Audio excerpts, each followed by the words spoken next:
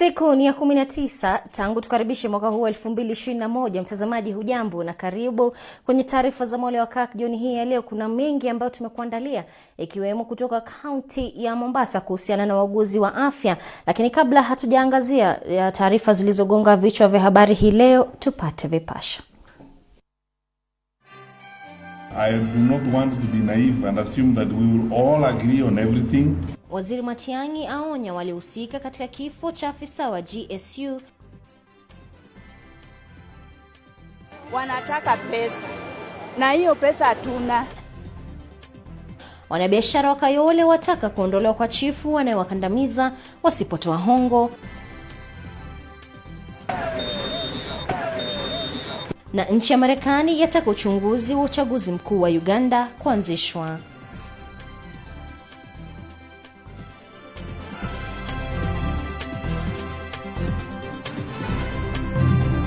Karibu mtazamaji, tuambatane hadi tamati. Jina langu ni Faith Kaulu, aliyekwenye upande wa lugha ya ishara ni Bifresha Wanjeku. Sasa waziri wa usalama wa ndani Fred Matiang'i ametoa onyo kali kwa waliohusika katika kifo cha afisa wa polisi wa kitengo cha GSU kilichotokea siku ya Jumapili eneo la Kapedo, kaunti ya Turkana. Matiang'i amesema kwamba serikali imeanzisha msako kuwatafuta wauaji hao, hali kadhalika kuchukua silaha zote haramu kutoka kwa wamiliki. Vincent Kerosi anatufungulia Mwale wa Kirk jioni hii ya leo na taarifa hiyo. Because that will not happen. And then by the time we are done with what we are doing there, it will be a story to be told in generations to come when there will be no such violence in that place. Ni maneno makali na yenye uzito mkubwa kutoka kinywani pake waziri Matiang'i siku mbili tu baada ya afisa wa kitengo cha GSU Emadau Tebakol kumiminiwa risasi na kuuawa baada ya kukamilisha hafla ya kusambaza chakula kwa waathiriwa wa utovu wa usalama eneo la Kapedo. It cannot happen in a free country like this that you murder security officers in that kind of manner under the guise of cat rustling. We will not accept it. And then we will remain in that part of the country and we will remain in that operation until we have collected every one of those people who murdered our police officers. Ikizingatiwa kwamba si kisa cha kwanza kutukia eneo hilo, ikikumbuka kwamba mwaka 2014 maafisa wengine 21 wa GSU waliangamizwa katika kisa cha uvamizi. Waziri Matiang'i sasa amewatahadharisha hata viongozi wanaodaiwa kuhusika kwamba chuma chao kiko motoni. And there is a culture in that part of our country which seems to protect negative and criminal armament that disguises first of all as cat rustling. But in actual fact, it is funded. And I want to say this, it is funded. We are in hot pursuit of certain people, including leaders. And I want to assure the country on this particular score, we are going to act very decisively. The national government, through the Ministry of Interior, has shown that they are in bed with illegal armed militants. Kuhusiana na madai ya hivi majuzi kutoka kwa baadhi ya viongozi wa kanda ya kaskazini mashariki kwamba eneo hilo limevamiwa na wanamgambo, Bwana Matiang'i amepuzilia mbali madai hayo na kuyataja kuwa yasiyo na msingi wowote. Most of it actually a lie. I mean, you live here, you live in this country. If you look at the investment that we have made as government in the northern part of the country and in the war against terror, it speaks for itself. Mkutano wa leo umekuwa muhimu kuzungumzia migogoro ya mara kwa mara mpakani mwa kaunti za Garissa, Wajir na Isiolo, ambapo magavana wa kaunti hizo wamekubaliana kufanya kazi kwa pamoja ili kutilia kikomo migogoro hiyo. The killings need to stop. We are neighbors and we will be neighbors forever and we will continue to be neighbors. There are certain historical things that had to be corrected. I think the issue of border was fully addressed today. Huku uchaguzi mkuu wa mwaka ujao ukijongea, waziri Matiang'i amedokeza kwamba huenda taifa likashuhudia migogoro ya kijamii inayosababishwa na viongozi wa kisiasa, lakini akawakumbusha wananchi jukumu walilo nalo kuhakikisha utangamano. It's our duty, all of us. None of us, including me as the Minister for Interior, is above the law. We have to obey the law, but we cannot have some of those FM stations on air that are spewing hate. Nikiripotia Mwale wa Kirk, mimi ni Vincent Kerosi. Thank you. Sasa wauguzi katika kaunti ya Mombasa wanahisi kwamba wametengwa na serikali. Haya ni kutokana na hatua ya madaktari katika kaunti hiyo kusitisha mgomo wao baada ya kufanya makubaliano na serikali ya kaunti hiyo. Taarifa hiyo kwa kina naye Aida Munzatsi. Ni takriban wiki moja tangu serikali ya kaunti ya Mombasa kufanya mazungumzo na madaktari katika kaunti hiyo na kufikia makubaliano yaliyopelekea wao kusitisha mgomo na kurejea kazini. Hatua hiyo haikuwa mwisho wala suluhu la matatizo katika sekta ya afya kaunti hiyo. Hii leo wauguzi na wahudumu wengine wa afya kaunti hiyo wamesema kuwa wanahisi kutengwa na serikali, kwani wote walikuwa wakigoma kwa sababu sawa na hawaelewi ni vipi matakwa yao hayajazingatiwa. We know that doctors have been promoted, which I say again we have a demand of a similar kind that the county government of Mombasa had endeavored to ensure that all promotions were to be concluded in the month of January 2021. Kulingana na wao, wanahisi kuwa swala nzima la mgomo linafanywa kuwa la kisiasa na wanamtaka gavana wa kaunti hiyo Ali Hassan Joho pamoja na maafisa husika kuwajibika na kuyashughulikia matakwa yao, la sivyo hawarejei kazini. That even as they play the politics of discrimination that have been there all along, discriminating the healthcare workers and profiling them, we want to remind them we will not go back to work. They can take that to the bank. We will not go back to work. Let them pay our remittances. Let them address our issues. And once they do that, then we will be able to sit down and talk. Wakati huo wauguzi hao wamemkashifu mwenyekiti wa baraza la magavana Wycliffe Oparanya kwa matamshi yake hivi majuzi kuwa kwa namna yote hawatalipa wauguzi hata wagome kwa muda gani. That the time has come for you to know who the enemy of Kenyans is, and we know one who is Wycliffe Oparanya. He has the audacity of going before the media to say all he said, even going ahead to compare the salaries that we are earning with those of the engineers. There's a very big difference. Here we are dealing with life and others are dealing with other things. The exposure we are exposed to diseases is higher than they are exposed to. Chairman wa governors akisema kwamba watu wanalipwa pesa nyingi. Kuna wana maabara leo hii wanalipwa shilingi 15,000 kufanya kazi. Kuna wana maabara siku hii ya leo wanalipwa contract ya 40,000 kufanya kazi ngumu. Wengi wamepoteza maisha na wengi wamekuwa wakiumia. Ikumbukwe kuwa Oparanya alitoa amri kuwa wanaogomo wasimamishwe kazi na kutolipwa mishahara, huku baadhi ya serikali za kaunti zikifanya hivyo. Nikiripotia Mwale wa Kirk, jina langu ni Aida Munzatsi. Tujongee karibu na nyumbani hapa jijini Nairobi, na ni kwamba wafanyabiashara wa eneo la Kayole wanalalama kuhusu chifu wa eneo hilo anayedaiwa kutumia kundi la vijana ili kuitisha pesa kwa lazima kutoka kwa wafanyabiashara hao. Wakazi wa Kayole wana mengi ya kusema kuhusiana na chifu wa eneo hilo, mengi ambayo ni kuhusu utepetevu na ufisadi. Hata maski hapa inapewa na serikali bure anatuzia hapa. Hiyo si mzuri. Hata ndio maana unaona hata hii kitu inaitwa gaza hapa hizi. Hii kitu inaitwa gaza hizi. Sababu wanajua nao watu wakileta hao polisi wanaenda wanaongea venye wanaongea, watoto wanatolewa tena wanaingia hapa. Unagonga hapa hata saa moja saa 6:30 hapa unagonga unanyang'anya hapa. Waliokandamizwa ni wafanyabiashara wa eneo hili ambao hawaruhusiwi kuendeleza uuzaji pasipo kutuliza roho ya chifu kwa hela kidogo. Ni hapa wataki vibanda, wataki nyinyi wote mutoke hapa. Sasa wataki tukae kwa hizi vibanda, wanataka pesa. Na hiyo pesa hatuna. Linet Nyaboke amekuwa na duka lake hapa tangu mwaka 2008. Mawimbi ya misukosuko yalianza pale chifu wa sasa alipowasili na kuitisha za macho. Kuona huyu mama, kama si ataweza kaa hapa amekaa 10 years alikuja akampata huyu mama hapa. Sasa sijui shida ni nini yenye wanagombana na yeye. Na alipodinda kutoa, basi aliamkia mshangao kutoka kwa chifu na wanaosemekana ni vibaraka wake. Waliamka jana wakapomoa kipande yangu wakatupa hapa nje. Sina mapato ingine, hii kipanda ninalipa watoto, ninalipa nyumba, ninalipa school fees. Wakazi wa Kayole kwa chifu pamoja na wafanyabiashara eneo hilo wameghadhabishwa na hali ya ufidhuli inayoendelea. Tumechoka na chifu anatakanga corruption, hapo ndio anatakanga pesa, ukienda hakuna kusikizwa. Everything that has been happening over the years, it's all about corruption. Our provide justice, the justice that has to be served, hajakuwa provided. Tumetembea after all the answers, we've been sent all the way to kwa MP, tuende kwa MCA tena, then the MCA is not around. Kila mahali wanapitanga vipanda wanasumbuanga wananchi, ni pesa wanataka. Kila mahali ukienda kwa ofisi hakuna kusikizwa, ni pesa wanataka, wako ndio imewasumbua. Hawahudumii, ukifika huko ndio anatuzianga watu akiwafukuza. Bila pesa huwezi sikizwa. Wakitumia kwamba haki itatendeka siku moja na wao kuruhusiwa kuendeleza biashara pasipo kugandamizwa. Ya pesa ya tupewi, alafu anapeana pesa ya corona hatukuiona. Hakuna msaada yoyote ambao Kwingineko, kaunti ya Migori imepata tumaini kwa wanasayansi wawili wachanga kutoka shule ya upili ya Kanga. Wawili hao, Keith Brian na Maxwell Okoth, wameibuka washindi baada ya kuwa bora kwenye shindano la Young Scientist Kenya lililokuwa likiendelea katika shule za upili humu nchini.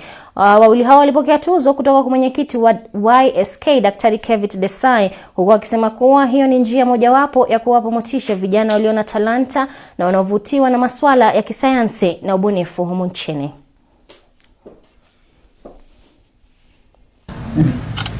The great work in science. Also win a check of 100,000 shillings.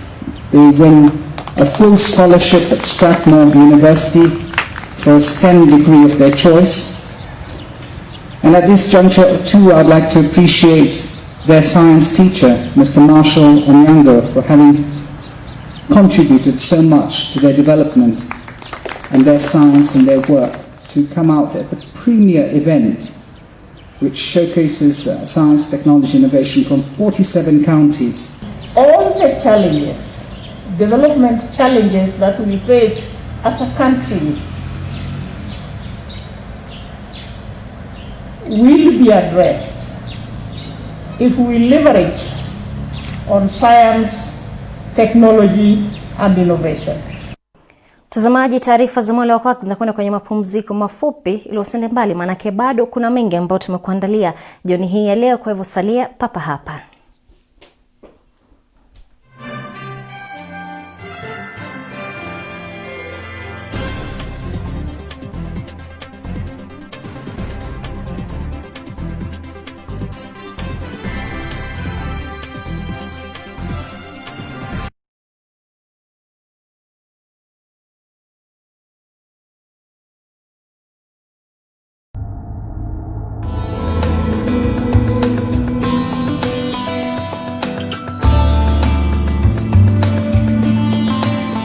A tree begins as a seed.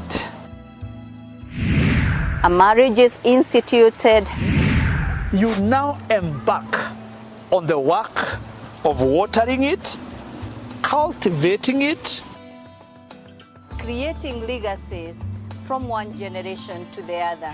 That is what growing families takes. And for powerful discussions on family as we answer questions, demystify myths, and touch on those controversial topics, tune into Kirk TV as we talk a whole lot more about family. As we grow my family, grow your family, and grow our families. Because a stable family is a stable society. Join me, Faith Kaulu, together with Reverend Edward Karanja and Professor Catherine Gashuda on Transforming Families, right here at Kirk TV.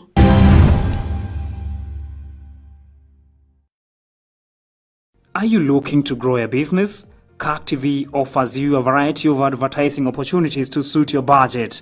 Advertise with us today and reach your potential customers countrywide. For more information, email us on sales@kirktv.org or call 0794 588 054.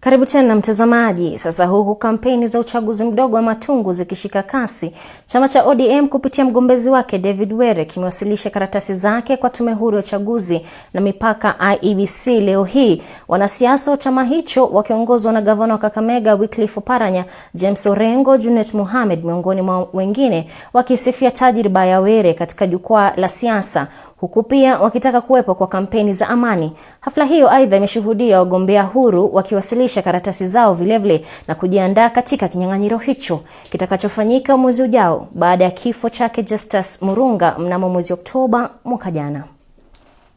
Ni mtu ambaye amekomaa kisiasa. Ni mtu ambaye anaelewa vile bunge inaendeshwa. So mimi naomba watu wa Matungu tusipoteze fursa hii. Inahitaji mtu ambaye ana ule uzoefu na weledi kwamba siku ya kwanza atakapoingia bunge lazima anajua ni nini ambacho kinahitajika kufanya na ataanza kufanyia watu. Honorable David Were is going to have a proper foundation to build on the record which His Excellency the Governor for Kakamega has been a pace setter. That we have peaceful campaign devoid of abuses and violence that is unnecessary, that will harm our people. Usalie tu kwenye ulingo wa kisiasa. Sasa kinyang'anyiro cha uchaguzi mdogo wa kiti cha seneta kaunti ya Machakos ulioacha wazi baada ya kifo cha aliyekuwa seneta Boniface Kabaka unazidi kushika kasi kila uchao, haswa baada ya wagombezi wawili wapya kujitosa uwanjani katika mapambano hayo ambayo tayari ina wagombezi wengine. Cornelia Somuse ametuandalia taarifa hiyo kwa kina. Chama cha Grant Dreams Development kimemwidhinisha Simon Kioko Kitheka, huku chama cha Uzalendo CCU kimemteua mwanaharakati Lili Nduku Mwanzia. Wawili hao watapambana na wagombezi wengine wakiwemo John Mutua Katuku wa Maendeleo Chapchap, Agnes Kavindu wa Wiper na Ubanus Ngengele wa chama cha United Democratic Alliance. Simon Kitheka ambaye ni mfanyabiashara na pia aliwahi kuwa mkuu wa shule ya upili amekariri kwamba yeye ndiye mgombezi bora zaidi katika kinyang'anyiro hicho. One, I want to say that for a long time people of Machakos have not been represented quite very well, and we need to have a serious representation in the Senate. I think I have the necessary credentials, and when I go to the Senate, one of the things I want to make sure is that Machakos, we fight for the rights of the people of Machakos. Mbunge wa Kangundo Fabian Muli aliyepia kiongozi wa chama cha GDDP ameleza matumaini yake kwamba Kitheka ataibuka mshindi.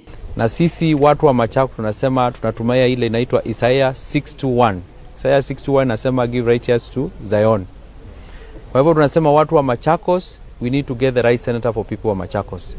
We are not going to keep quiet till the Machakos can't get the right senator, whether amekuja na chama dogo, whether amekuja na chama kubwa. Wakati huo katibu mkuu wa chama cha CCU Philippe Saja amesema kwamba chama chake kiko imara kuchukua kiti hicho cha seneti. She has supported several projects in her home ground in Matungulu and other places in Machakos. This information, you can find it, it's in the public domain. But also I want to tell you, as a party, the reason why we believe in her is because she really understands what oversight is. If you remember very well, the late Honorable Boniface Kabaka. Ingawa CCU ni mojawapo wa vyama vinavyofikiana na kauli mbiu ya hasla, kwa wakati huu chama hicho kinatarajiwa kukabiliana na chama cha UDA ambacho pia ni chama kinachohusishwa na naibu wa rais William Ruto. Wengine wanawania kiti hicho ni John Musingi wa chama cha Muungano na Gilbert Maluki wa tiketi huru. Cornelius Omuse, Mwale wa Kirk. Sasa familia moja katika eneo la Kayole hapa jijini Nairobi inalilia haki baada ya kuvamiwa na watu wanaoaminika kuwa wahuni usiku kwa mkia leo. Wahuni hao wakitaka kubomoa nyumba yao mahali ambapo wameishi kwa miaka nyingi. Tupate taarifa hiyo na Aida Monzati. Walikuwa wengi wakutumia time mob. Hapo ndio nikaambia sister yangu atoroke. Kulingana na waathiriwa wa ubomozi huo, waliwavamia walikuwa na silaha butu huku wakibomoa milango na madirisha na kutokomea nayo. Haongei, ni kubisha tu, kugonga tu. Tukasema sasa hapa mali imefikia ni tutatoroka juu ni usiku. Ujui mtu anabeba nini? Ujui ni ya mtu nini? Angekuja mchana hajakuja mchana, anakuja usiku kwa nini? Huyu ni mtu ni ya mzuri. Jana usiku wamekuja. Kama unaona hapo wametoa milango zote. Ilikuwa around 8 PM usiku. Tulijaribu kuongelesha wakakataa, ikabaki tumetoroka. Huwezi bishana na mtu amebeba tarimbo na tindo. Uvamizi huo unaaminika kutokana na ugomvi wa kipande hiki cha ardhi kinachoaminika kumilikiwa na Mati na Jode, ambapo wawili hawa ni wanawe. Shida ni ya kwamba mzazi wangu anasurutishwa kuweza kuuza plot na mtu mwenye akona pesa mingi kutuliko. Wanasema kuwa kipande hiki kina utata kutokana na mkopo uliochukuliwa na baba yao. Hata hivyo, mmoja wa wanawe ambaye ni mhusika mkuu anaaminika kuwachochea waliowavamia. Ndio ploti inauzwa, mzee, mali ni ya mzee, tufai kungangania na mzee. Sisi ni watoto wake, biological children. Hiyo pesa mzee haitafikia mzee. Juu hapa hata maankozi wanakuja wameleta brokers kuangalia. Nyumbani unasikia kuna wamemeet watu wakina mam ni wako huko. Yaani hii plot imengojewa na kila mtu. Kama wale walikuja hapa jana tunauliza document hata inaonyesha ndio umeuziwa iko wapi? Ati hatuna, atipigia baba yako. Hiyo ni document. Document ya kudemolish hapa hawana. Utaje kuja kudemolish mahali usiku at 8. Hiyo si ni wizi. Kutokana na kisa hicho cha jana usiku, sasa familia hii inataka haki na uchunguzi kufanyika ili chanzo cha mgogoro huo kutatuliwa. Nikiripotia Mwale wa Kirk, jina langu ni Aida Munzati. Tukisonga mbele ni kwamba Marekani kwa sasa inataka uchunguzi wa kisayansi wa matokeo ya uchaguzi mkuu wa taifa la Uganda katika kiti cha urais na ubunge kufanywa. Kulingana na nchi ya Marekani, hatua hiyo ni kufuatia kile wanachokiita machafuko kabla uchaguzi na ukiukaji wa sheria za uchaguzi. Cornelia Somuse na maelezo zaidi. The Electoral Commission declares Yoweri Museveni Tibuhaburwa Kaguta elected President of the Republic of Uganda. Tume ya uchaguzi nchini Uganda siku ya Jumamosi iliyopita ilimtangaza Rais Yoweri Kaguta Museveni ambaye alikuwa akipeperusha bendera ya chama cha NRM kama mshindi wa kura ya urais. Kulingana na tume hiyo, Museveni alishinda kwa asilimia 58.6 ya kura zote halali zilizopigwa na kuhesabiwa. Shughuli ya kupiga na kuhesabu kura ilifanywa katika mazingira yasiyo na wazi baada ya serikali ya nchi hiyo kusitisha huduma za mtandao na pia kuzuia huduma za simu za kutuma, kupokea au kutoa pesa. Baada ya matokeo ya kura ya urais kutangazwa, Rais Yoweri Kaguta Museveni alihutubia taifa na kukiri kwamba uchaguzi wa mwaka huu nchini humo ndio uliokuwa haki na wazi katika historia ya Uganda. This may turn out to be the most cheating-free election since 1962. Since 1962, we have been having a problem of people want to cheat in the elections. Katika ujumbe uliotolewa hapo jana, idara ya msemaji wa taifa la Marekani ilieleza masikitiko yake jinsi uchaguzi huu ulifanyika. The onus is upon candidate Kyagulanyi to show or to prove in what context and how the results are rigged. Idara hiyo vilevile imeeleza kwamba wote waliohusika katika udanganyifu wa kura wanafaa kuchukuliwa hatua kali za kisheria. Hii leo balozi wa Marekani nchini Uganda alizuiliwa na vikosi vya usalama vya Uganda alipokuwa akielekea katika makazi ya Bobi Wine. Ujumbe huu wa Marekani unajiri saa chache kabla ya kuapishwa rasmi kwa uongozi mpya nchini Marekani. Wachanganuzi wa masuala ya nchi za kigeni wanakadiria kwamba huenda kukaibuka msukosuko wa uhusiano baina ya Uganda na Marekani. Cornelia Somuse, Mwale wa Kirk. Kufikia hapo mtazamaji, hatuna la ziada ila kutamatisha taarifa za Mwale wa Kirk jioni hii ya leo. Shukrani za dhati kwa wewe kutangamana nasi hadi kufikia tamati. Jina langu ni Faith Kaulu, aliyekuwa kwenye upande wa lugha ishara ni Bifresh Wanjiku. Lala unono.